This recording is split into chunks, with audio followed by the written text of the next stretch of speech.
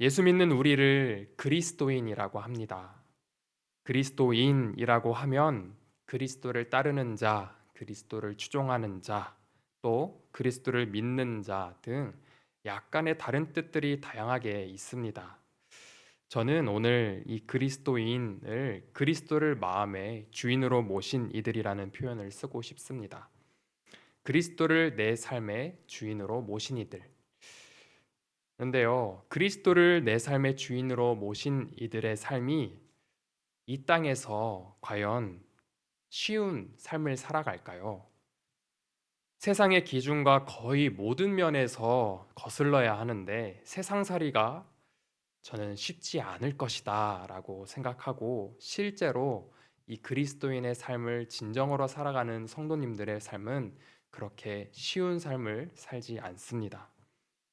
정말 힘듭니다. 세상이 말하는 성공의 기준들에 가까운 사람들 치고 다른 사람 눈물 흘려보지 않은 사람이 얼마나 있을까요?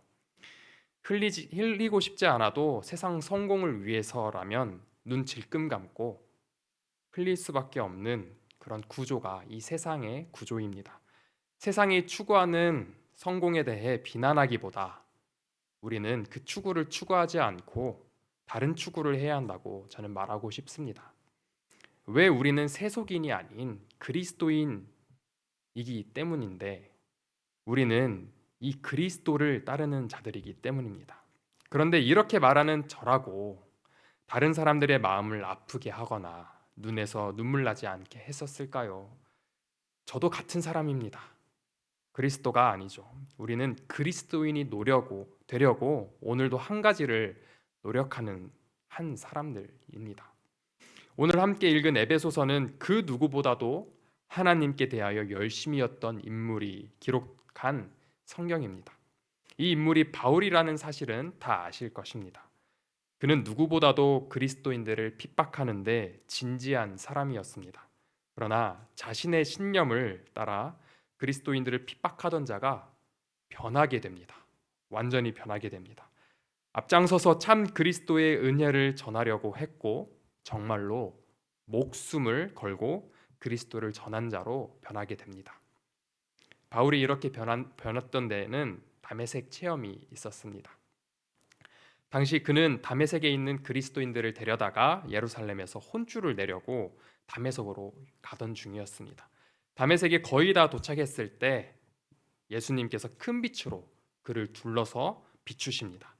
그 빛에 바울은 엎드러졌고, 그때 사울아 사울아 왜 나를 박해하느냐 라는 음성이 들렸습니다. 하지만 이 음성은 바울 외에 주변에 있는 이들은 듣지 못했습니다. 오직 바울에게만 예수님의 음성이 들렸었습니다. 바울이 주는 누구십니까? 라고 물으니 내가 박해하는 나사렛 예수라 라는 대답을 듣습니다. 바울은 그리스도인들을 박해했지 그리스도를 직접 박해하진 않았었죠. 그런데 예수님은 바울에게 내가 박해하는 나사렛 예수라 라고 말씀하셨습니다. 여기서 우리는 그리스도인에 대해서 한 가지를 알 수 있습니다. 그리스도인들이란 단순히 예수님을 따르는 자들이 아니라 그들과 예수님이 함께 하신다라는 사실입니다. 그들은 예수님이 동행하는 자들이었습니다. 그리고 바울도 다메섹에서 예수님을 만나 자기가 핍박하던 그리스도인들과 같이 그리스도를 전하는 자가 됩니다. 그리스도를 전하기를 자기 목숨을 바쳐서까지 전합니다. 그의 복음은 진실했습니다. 오늘 그가 에베소 교인들을 위하여 기도합니다. 에베소서 3장 14절에서 15절 말씀입니다. 이름으로 내가 하늘과 땅에 있는 각 족속에게 이름을 주신 아버지 앞에 무릎을 꿇고 비노니 아멘. 그는 에베소 교인들이 그리스도인으로 겪는 환난 가운데서도 낙심하지 않고 예수 안에서 믿음으로 담대함과 확신을 가지고 하나님께 나아가기를 바라며 하나님께 이렇게 무릎을 꿇고 기도했습니다. 에베소서 3장 16절 17절에 그의 영광의 풍성함 15절과 16절에 그의 영광의 풍성함을 따라 그의 성령으로 말미암아 너희 속사람을 능력으로 강건하게 하시오며 믿음으로 말미암아 그리스도께서 너희 마음에 계시게 하시옵고 너희가 사랑 가운데서 뿌리가 박히고 터가 굳어져서 아멘. 여기서 속사람은 거듭난 사람을 말합니다. 이 거듭난 사람은 이 사실을 믿습니다. 예수님께서 우리의 구주시다. 하나님께서 그분의 독생자 예수를 우리의 죄를 대신하시기 위하여 이 땅 가운데 보내셨고 우리와 하나님 사이에 가로막았던 죄와 심판의 문제를 해결하셨다. 우리는 예수 그리스도를 믿으면 구원을 얻는다라는 이 믿음을 가진 자들, 그들이 바로 거듭난 사람입니다. 그래서 거듭난 사람은 믿음으로 예수님을 마음에 모십니다. 예수님은 하나님께 온전하게 순종하셨던 분입니다.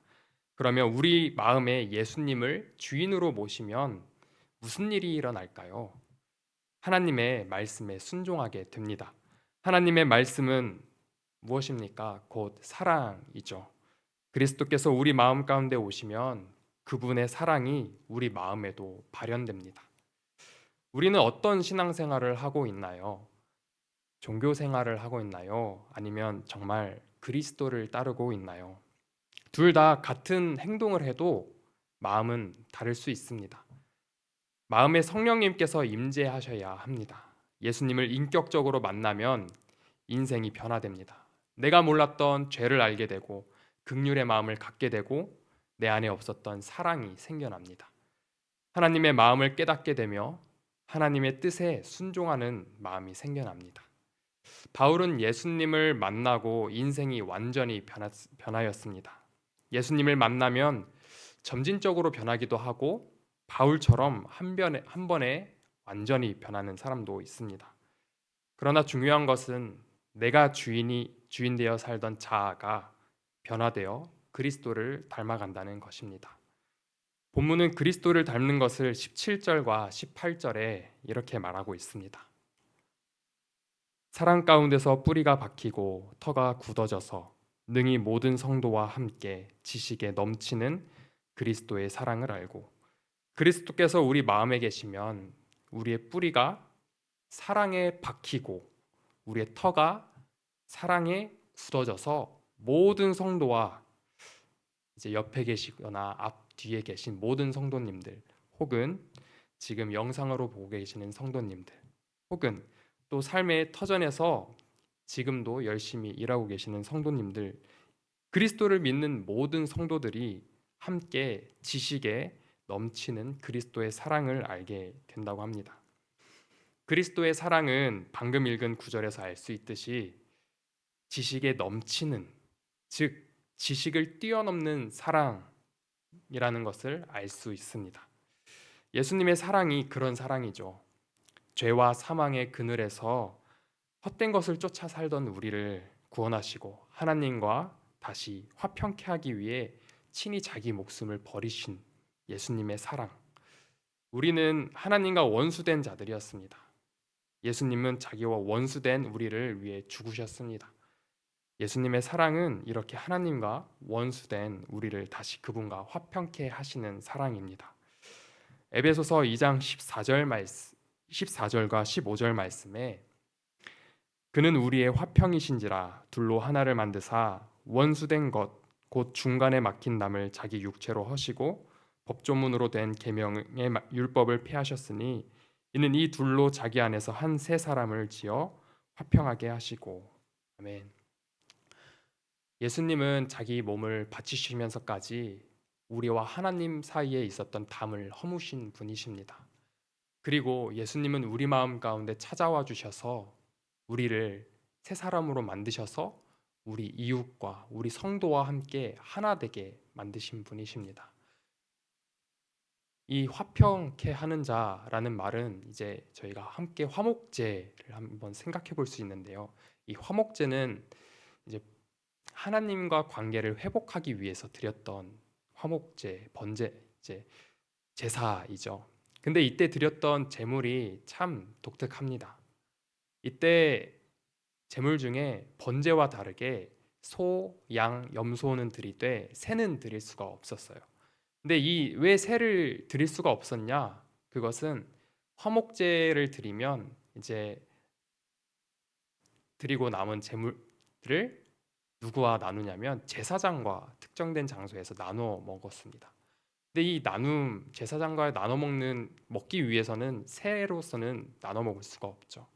그래서 이렇게 소, 양, 염소 제물들을 드릴 수밖에 없었는데 또 여기서 특이한 점이 있었습니다.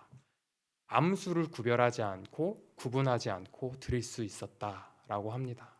왜 암수를 구분하지 않았을까요?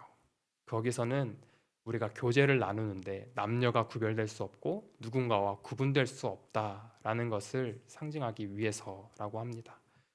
이렇게 우리는 하나님과 화평케 되면 하나님과 관계가 회복되고 관계가 회복되어서 교제를 하게 되면은 우리는 누구와 교제를 할 수 있냐면 우리 이웃과 교제를 할 수 있습니다.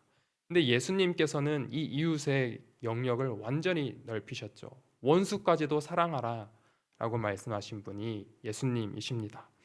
그래서 우리는 이 시간에 종교적 행위를 하느냐, 정말로 그리스도를 따르냐라고 물어본다면 마태복음 5장 23절과 24절 말씀을 한번 떠올려 봐야 하는데요. 이렇게 기록되어 있습니다. 나는 너희에게 이르노니 형제에게 노하는 자마다 심판을 받게 되고 형제를 대하여 나가라 하는 자는 공회에 잡혀가게 되고 미련한 놈이라 하는 자는 지옥불에 들어가게 되리라. 그러므로 예물을 제단에 드리려다가 거기서 내 형제에게 원망 들을 만한 일이 있는 것이 생각나거든 예물을 제단 앞에 두고 먼저 가서 형제와 화목하고 그 후에 와서 예물을 드리라. 아멘. 우리가 정말로 그리스도를 따르는 자들이라면 정말로 하나님께 예배드리기 전에 하나님과 화평된 자라면 우리 이웃과 화평되어야겠죠.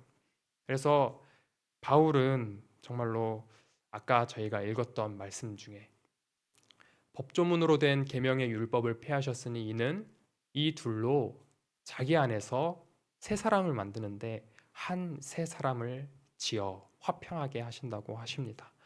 우리가 그리스도를 따르는 자들이라면 이런 화평케 하는 자가 되어야 되는데 쉽지 않죠.